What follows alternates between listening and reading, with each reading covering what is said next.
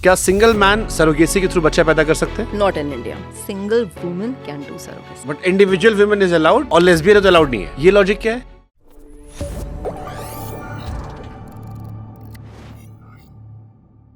क्या सिंगल पुरुष या गे कपल्स जो है वो सरोगेसी नहीं कर सकते? नहीं, अलाउड नहीं इंडिया में. गे कपल्स को भी नहीं, नहीं, और लेस्बियन कपल है तो उनको अलाउड है. उनको भी अलाउड नहीं है. So any gauge, lesbians, but individual women is allowed हाँ, और लेस्बियन तो अलाउड नहीं है, लेस्बियन अलाउड. ये लॉजिक क्या है? ये लॉजिक गवर्नमेंट का लॉजिक है. मतलब अगर इंडिविजुअल लड़की है तो वो रख सकती है, सिंगल है तो वो रख सकती है, बट अगर वो लेस्बियन है या गे है तो वो होमोसेक्सुअल्स अलाउड नहीं है इंडिया अगर में. वो ना बताए वो लेस्बियन तो रख सकती है वो.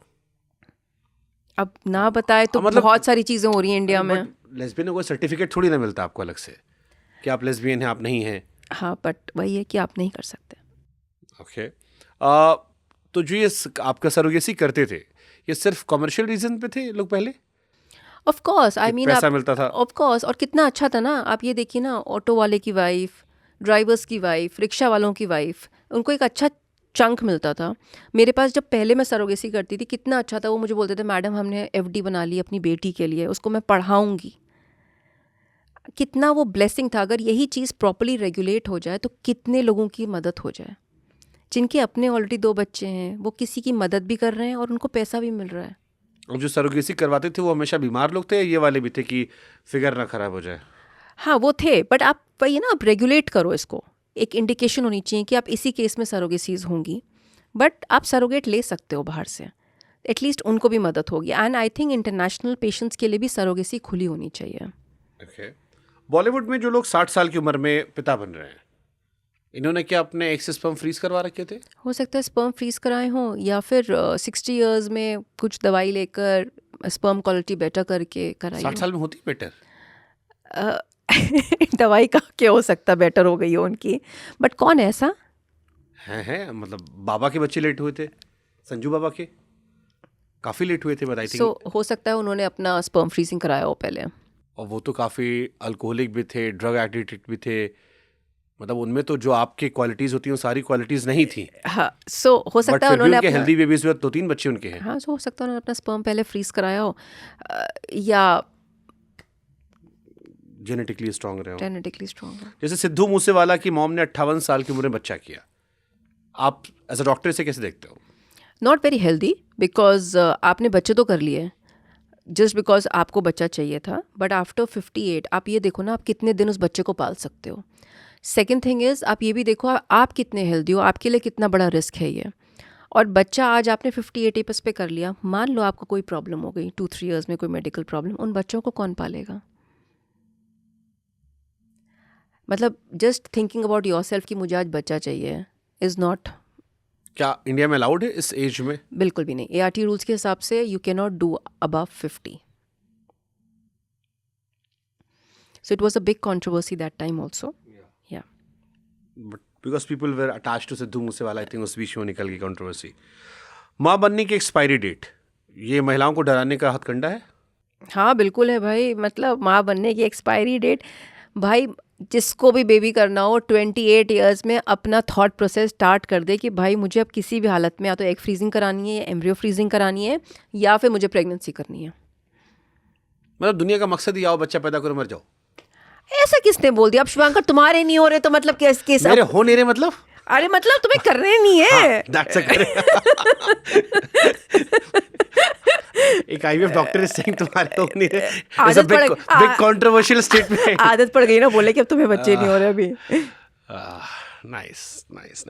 अगर मेनोपॉज होता उसके बाद भी माँ बनना मुमकिन है? बिल्कुल, बट आपको फिर उस केसेस में एग्स बाहर से लेने पड़ेंगे, क्योंकि वंस यू अटेन मेनोपॉज यानी कि आपके एग्स ख़त्म हो गए हैं, राइट. सो उस केस में हम एग्स बाहर से लेते हैं, यानी डोनर एग्स.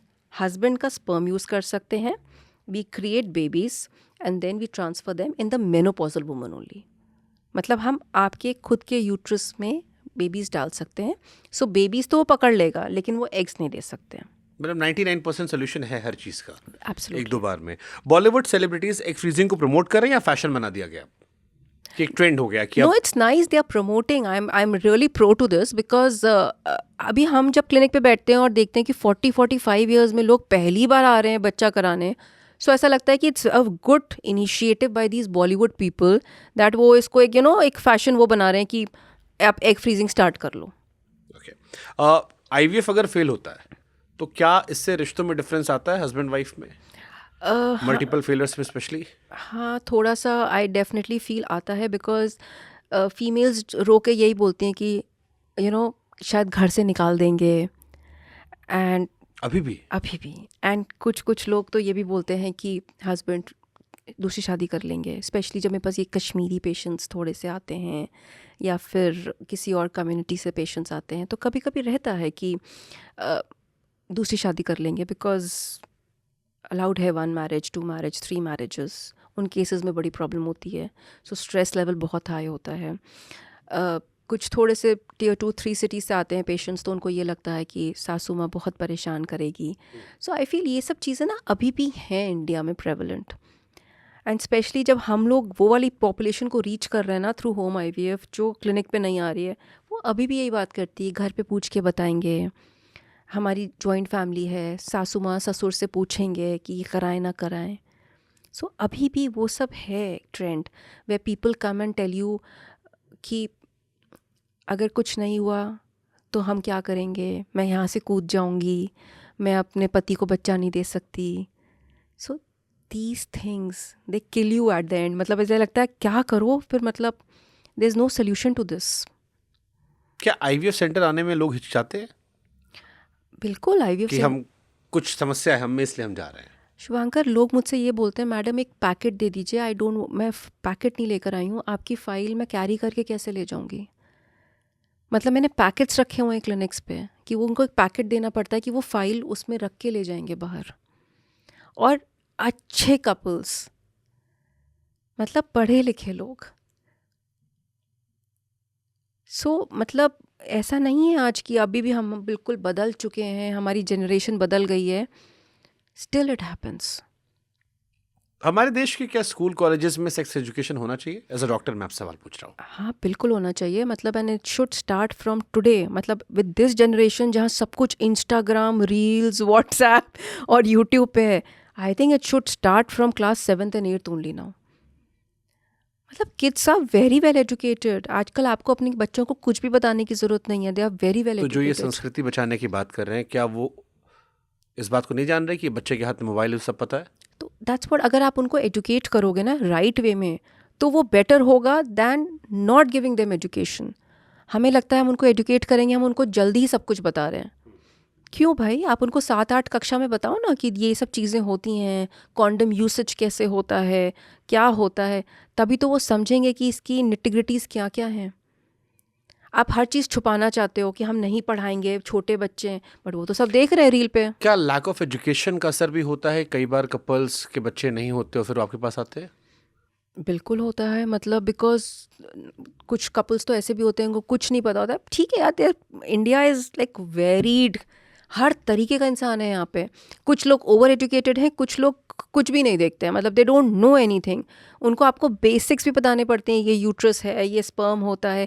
उनको नॉर्मल इंटरकोर्स इश्यूज़ भी हैं, ये भी नहीं पता नेचुरल इंटरकोर्स कैसे करते हैं. एंड ट्रस्ट मी, ये सब चीज़ें मेरे को अब पता चली हैं जब हम ऐसे कॉर्नर्स ऑफ द वर्ल्ड पे जाके काउंसलिंग कर रहे हैं पेशेंट्स से. मतलब लिटरली मुझे पूछना पड़ता है आपकी सेक्सुअल लाइफ ठीक है, आप ढंग से सेक्स कर पाते हो. इस लेवल पे मुझे क्वेश्चंस करने पड़ते हैं उन कपल्स से. और ये सवाल उनको असहज करते होंगे. हाँ, मतलब उनके लिए ऑकवर्ड होता है, बट देन मैं पहले बोलती हूँ कि देखो मैं ऐसे सवाल करूँगी कि आपको थोड़ी सी परेशानी होगी. नहीं मैडम आप पूछिए, हमें बच्चा तो करना ही करना है ना. दे हैव इश्यूज़, उनको ये भी नहीं पता नॉर्मल सेक्स कैसे करना है. So all this is lacking because education issues भी हैं.